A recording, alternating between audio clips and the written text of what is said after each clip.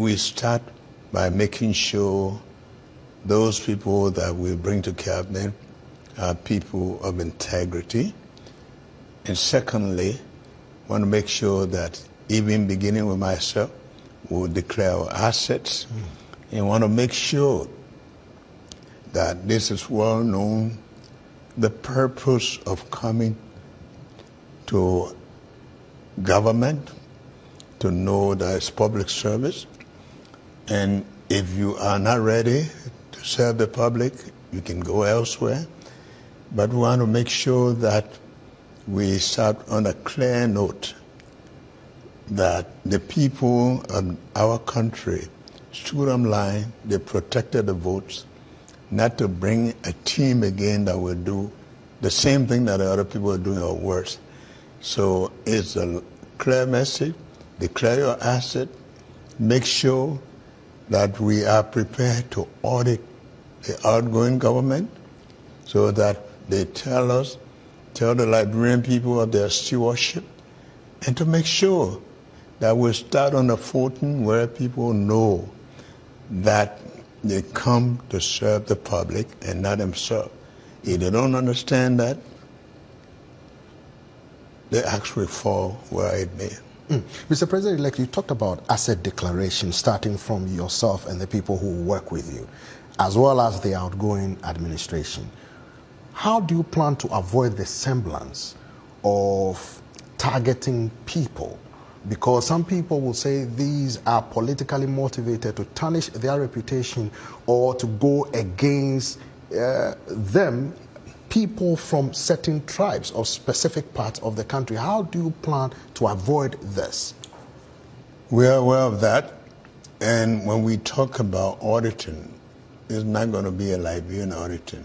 We want to make sure that our international partners work with us for a public tender, for competent and renowned auditing firm that will be qualified at an international level to make sure they come on board to do that. We are aware of people saying witch hunting, but I don't think it's witch hunting when you have to account for your stewardship, but it has to be done in a way that is well-established, entity with reputation, to make sure that it audits and make sure that it reports to the public the findings.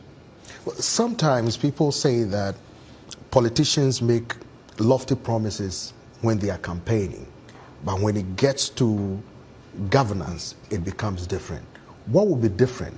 Assuming allies of yours, family members of yours, or people who are close to you, family members, are accused of corruption during your administration, Mr. President-elect, how do you plan to tackle this specifically?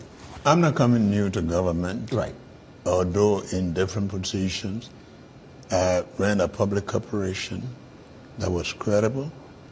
And I can tell you that I come to work not with friendship. I have friends, but there is a clear line of demarcation between friendship, family, and managing. With the experience that we come with a country that celebrates 176 years, and with the life of our people living below the poverty line, I don't think we come into government again to start talking about family, to start talking about, I think we come there to make sure that we give the Liberian people hope, and I'm committed to that. During the campaigning, you talked a lot about the country's youth, who are the majority of the population. Yes.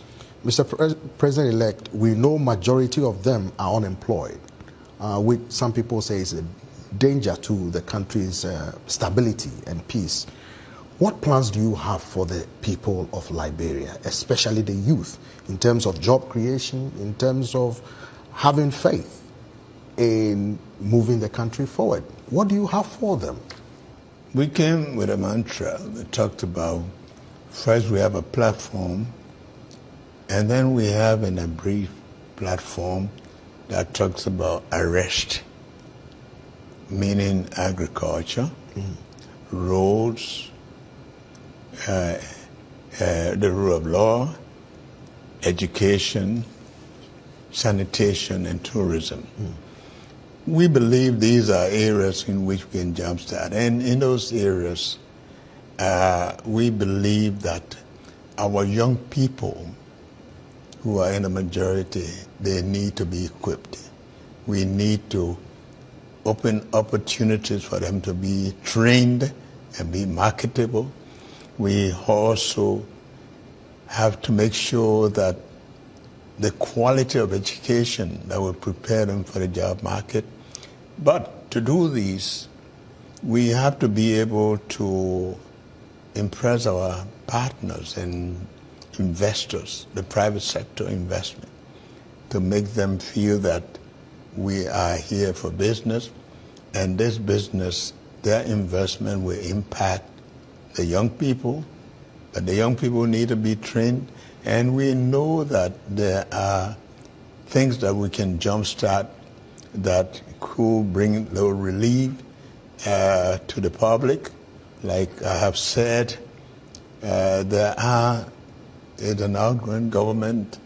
There are a lot of areas in which we can begin to alleviate the suffering of the people. We're going to examine those areas, like where we know that the prices of commodities, essential commodities like rice and things, where we know that there have been some tariffs that we can work with right away, the petroleum products and some of these things here. We want to do those things that will begin to alleviate. But I have said that in the first 100 days, no car will get stuck in the mud. That means these critical road conditions, we lessen them, because once you improve the road, the travel, the prices of commodities, all of that have reflection. On the job market, we're going to be very cautious because people have a lot of expectations in government, but in government, we have to know what we're inheriting, and that's what the transition team is working with. I come with a knowledge and with experience and a commitment to make Liberia a different country, a country in which the young people, our women,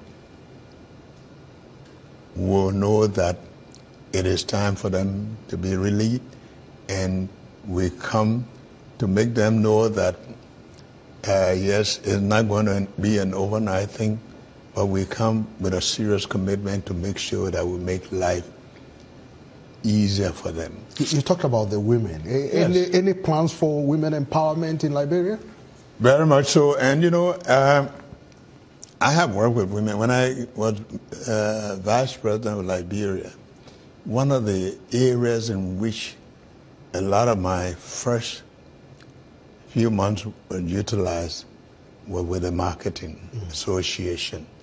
I worked with them until we got them organized, until we got money to create a real LMA that will become independent. That's why you see that the government, with all their Muslim, they can tamper with them. We made sure that there was a law firm that put together their constitution to protect them, that we provided money for them to get a business entity that put them together to teach them some business. And those areas where mostly women control. Beside that, we intend to bring on board women, capable women.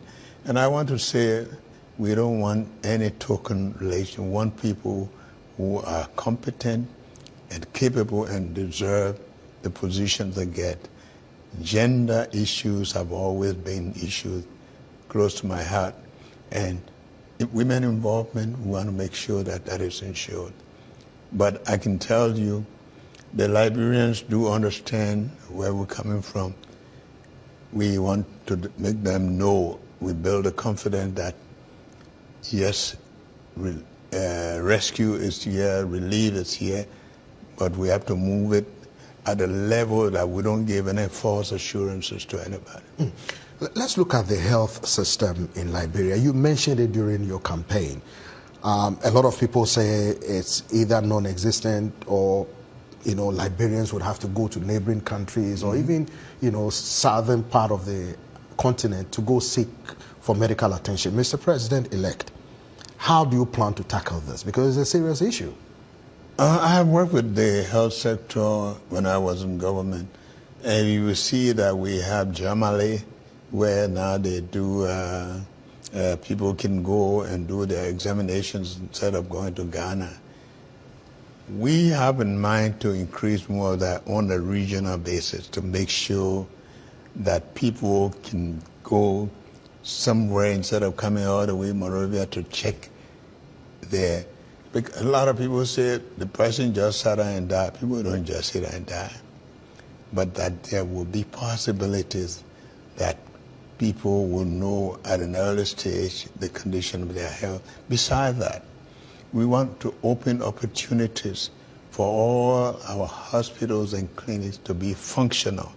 And when I say functional, there's a belief in a country that once you build a building, it's a clinic. Or once you build a building, it's a school. We want to make those things real, that when we build a hospital, it has the right people, and those people will be paid, the nurses, people, all who are responsible will be looked after. Because even those who look after people, they themselves need to be looked after. But we want to make them function. That costs a lot of money. How do you plan to finance it? It costs money. But let me tell you, Liberia is not working. Everything that we are doing, there have been a lot of work put in the health sector. How should it function? What we need in Liberia is implementation. We're not beginning as a new country. Everything is on paper.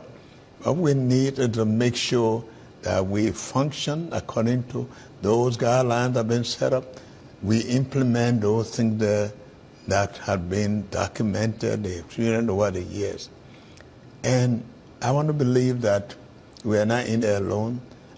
There are partners who are anxious to see a government that is committed to make sure that these things function and that they are willing to work with us. Even as at now, we have made a lot of contracts already for medical supplies. I have been to Arizona, Project Q, they've given a container load of medical supplies. But we have to make sure that these things reach their proper destination, not ministers opening their private clinics, not people standing there along the way. So we are aware, and the system is in place. We have to implement what we said we have to. Mr. President-elect, you talked about Liberians taking Liberia back to where it should be. What do you mean by that? And how do you plan to do that? Well, we say where it should be because everybody remembers the good old Liberia, but we have to understand that the good old Liberia had not always been the good old Liberia for all Liberians. So taking it back means that there are some things that we're working right that we need to, but we need to go further than that. Population has increased. Take Monrovia, for example. When it used to be 350,000 people, now it's over 1.5 million. And you know the social services are not there. We haven't coped with the social services. We have to make sure that we go back to where we were when things were good, but we have to see that situations have changed. For example, you take the city of Monrovia, there are no streets. Movement is difficult. The streets are filthy. The Liberians have seen that. And right now, this is why you have this mass movement where people are voluntarily going the street for cleaning. That means they know what's supposed to be, they are aware of it, but they need a leadership that will make them come back to recognize who they are and put a value on their lives. Mr. President-elect, before we go, you talked about looking at how people voted during the last election, and analysts are telling me that it looks like the country is sharply divided. How do you plan to unite the country? And do you think there are any major takeaways from this recent elections, or what other countries can learn from the Liberian recent general election? We want to thank the Liberians, including the outgoing president, for seeing the need. I did that before. And I think we all should know that we serve people, and that when the time comes for us to leave, we should leave gracefully. Everybody is commending Liberia for that. But at the same time, the Liberians themselves were looking for a change. They were committed to making sure. I'm reflecting on the night of the election. There are a lot of things that could have happened, and the Liberians stood to make sure they protected their votes. For me, this is saying to me, we are yearning for something that you said you would give us, and we want it. And I believe this is the way it should go. When people want to change, give them the chance to choose their leader, and to make sure that we all support that. This is democracy, and I believe in it. And I want to say we are here not to repeat those things that brought this yearning for this kind of change, but to make sure that we provide that leadership. Thank you very much, Mr. President-elect, for joining us. Thank you so much. Thank you.